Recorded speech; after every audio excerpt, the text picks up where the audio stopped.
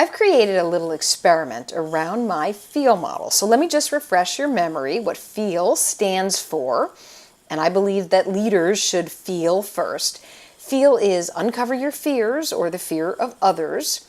It's have empathy, especially if you're going to communicate to different groups and people, understand what they're going through. E is always ethics, ethics first. And L is love, love your mission. My experiment was simple. I looked at a 24-hour period. I went to a free social media monitoring tool called Social Mention. And I wanted to see the different characteristics of leaders and the strength of the conversations. Because when we talk about leaders, there's some obvious characteristics that pop up all the time. Leaders inspire. Leaders have vision. Leaders show creativity.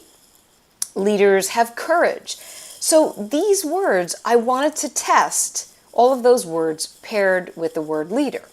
And when I did, I was not surprised that, for example, when you talk about leaders and creativity, the strength of the conversation was 92%. The reach of the conversation was over 100%, meaning that there was influence. There was a high level of positive sentiment around this conversation. The same goes, leaders and the word inspire. The strength was a little bit less. It was at 63%, but people were still talking quite a bit about leaders and their strength. The sentiment was 54, which means 54 positive to 0 or 0 negative, and the reach was at 69%. I could go on and on about the strength and the reach of these characteristics, except when I got to the word feel.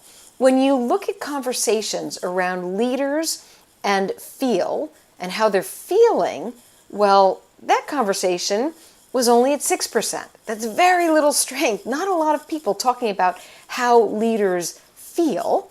The sentiment was low at 7 to 0.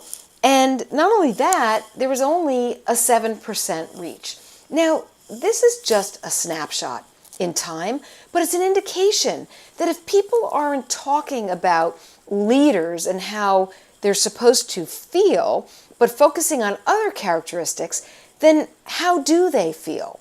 How do we get to a level where professionally, as a leader, we can apply this feel model to ourselves? Because if you want to be a transformational leader, if you want people to learn and you want to develop them within your own organization, then you have to feel first. You have to understand them in order to create this type of momentum.